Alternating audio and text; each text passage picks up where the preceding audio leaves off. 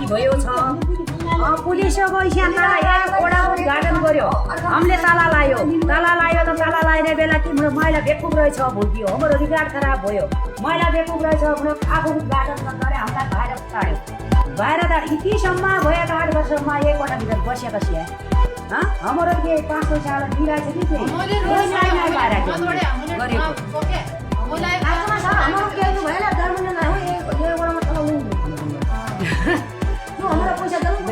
भयो है त सो 4 दिन गऱ्यो 5 दिन गऱ्यो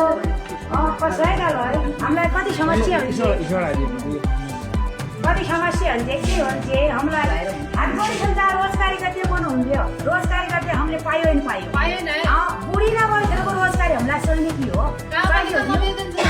हमाराबाट हमारा पित्र आदिको नोलाको पानी नोला मेरा पित्र अन्ले नोलो बनायो इसो गर्यो उते जनो राख्या पहिलेको थिए पूर्ण दिनको अलिकति भेटिए उही नोला पित्रको के हालत छ केवडामा जिताए भरे बसाली भरे उहीवटाको विकास नै पायो मैले अहिलेसम्म के मेरो रोइको भ्या 7 वर्ष छु हामीलाई कहिले मेरा घरको बाटो त बस कोही कसै आएर फोटो टुक्यो बुढी मान्छे हो मैले कसै आएर गुरमुन लाग्यो उही बाटो दियो हर प्रधानमन्त्री दिइरहेछ अरे कुल्लम घरबाट हिँड्लो जहाँ मेरो बाटो पहिलेको पित्र आदिको हिँड्यो बाटो ठुलोबाट हिँड्यो तिमीले बुढा केही देखेको छैन म त भुल्नु होइन अब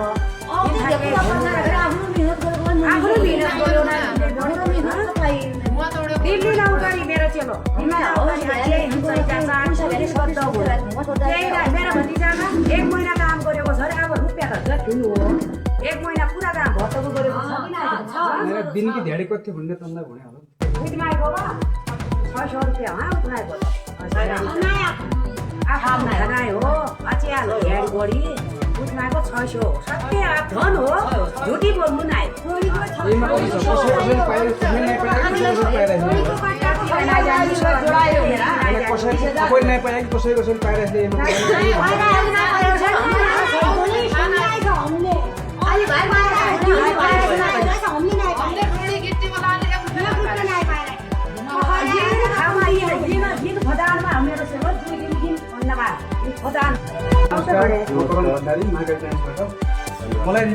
मलाई रिपोर्ट आएको अनुसार हजुरलाई यिनीहरूको लेबरहरू केही पैसा पाएन भन्ने विषयमा त्यसैले सानो प्रतिक्रिया हजुरलाई सुनाउनु हजुरको नामबाट बताउनु मेरो नाम केशव कलौले म श्रीनाथ उहाँहरूको जिज्ञासा के छ भन्दाखेरि उहाँहरूले आफूले काम गरेको ज्याला मजदुर कसैको त सामान पनि यो हाम्रै भाषामा भन्नु होइन त्यो सामानलाई कसैले आफ्नो घरबाट सामान दिनुलाई युज गरेकोलाई पैसा नपारेको वहीँ बसेर वहीँ खाइबेलले मतलब हामीले तपाईँलाई जानकारी अनुसार जानकारी तपाईँलाई हुनुपर्छ कसरी अब लेबरको कहाँ छ त्यो हाम्रो ठेकेदार कहाँ छन् के छन् कसो हो तपाईँलाई सबै कुरा हो नि त हजुरलाई यिनीहरूको मतलब बोनस आयो भने हामीलाई पाउने के हुन्छ तपाईँलाई के बोनस आयो यो 2077 सालतिर हो कि 77 सालमा त यो सञ्चालन भएको हो त्यति बेला यहाँका मान्छेहरूले काम गरेको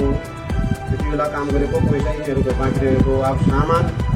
ठेकेदारले लगेको होला या अन्य कसैले लगेको त्यो मलाई चाहिँ त्यसबारे सामान गएर मलाई जानकारी छैन त्यसपछि पनि म 2079 सालको आम निर्वाचनमा निर्वाचित भए पश्चात त्यसपछि पनि हाम्रो यो काम अलिअलि भएको थियो त्यसभन्दा माथि हामीले फेरि यो काम सञ्चालन ल्यायौँ काम गऱ्यौँ काम गर्नेको लागि पनि यहाँहरूले भन्नुभयो हाम्रो पैसा मिलेन मैले गर्ने कामको लागि मैले ठोके जतिको मैले लागेको हो भने पैसा पाउनु पर्दैन मेरो मान्यता नै पाउनुपर्छ भन्ने मेरो मान्यता हो मैले यहाँदेखि लिएर हामीले निवेदन गरेका थियौँ पालिकामा निवेदन दिएको थियो त्यस पश्चात पनि उहाँले ठेकेदार यो परिवारको बेला त मलाई फाइनलको बेला मेरो त त्यसपछि मलाई पैसा लाग्यो त्यसबाट मलाई जानकारी छ हजुरहरूले कुन दलबाट पढ्नु नेपाली काङ्ग्रेस अहिले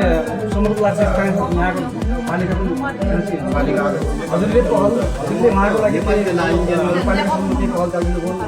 पालिकामा मैले भनेको ठेकेदारसँग पनि बार यहाँ फोन गरेको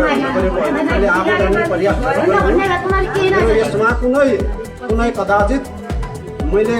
यो वडा कार्यालय बनाउने बेलाको मैले कसैको 1 रुपियाँ खाएको मैले कसैमा काममा लगाएको र कसैबाट खाएको त्यस्तो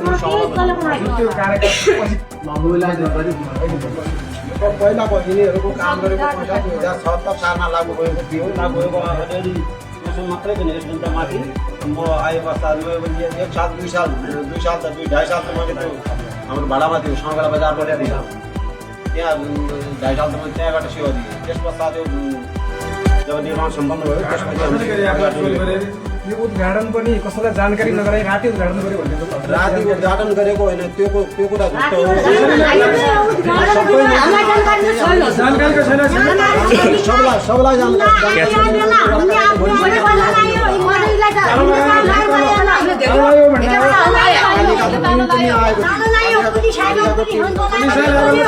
अध्यक्षज्यू लगायत आएर यहाँ त अनि उद्घाटनको बेला त ताला किन लाग्यो भन्ने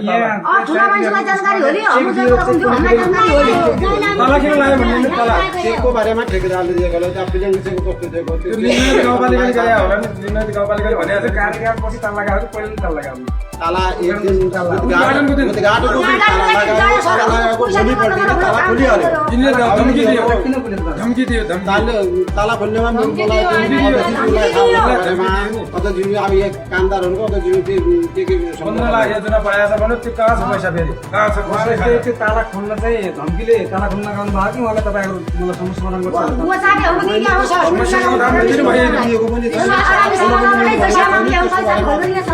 तपाईँहरूलाई धम्की पनि दिनुभएको तपाईँहरू ताला खोल्नु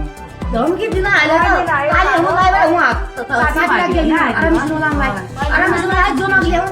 यो चाल गर्यो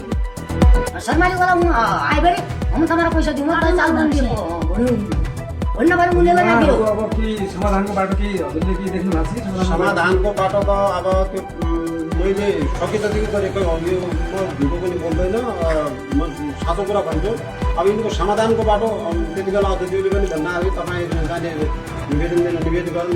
जिल्लामा जाने मुद्दा दर्ता गर्नु मुद्दा दर्ता गर्नु त्यसको लागि हामीले कल पनि हामी पनि गर्नु अध्यक्षज्यूले पनि भन्न आएको भन्नुभएको हो। अब यसको लागि म के भन्नु यसभन्दा बाँकी मलाई यसको बारेमा जानकारी छ मैले जानेको कुरा अब तपाईँ हजुरको विचारमा चाहिँ उहाँलाई अब के न्याय दिने बाटो कुनै पनि छैन न्याय दिने बाटो मेरो हालले चलेसम्मको म अझै पनि यिनीहरूको साथमा छु। मैले गर्नुपर्नेको लागि म रात दिन खटेर लाग्ने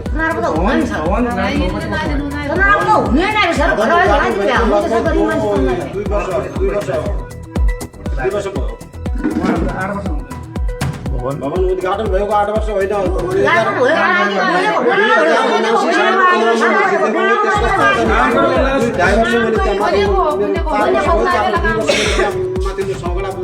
भाडाको कार्यालय पनि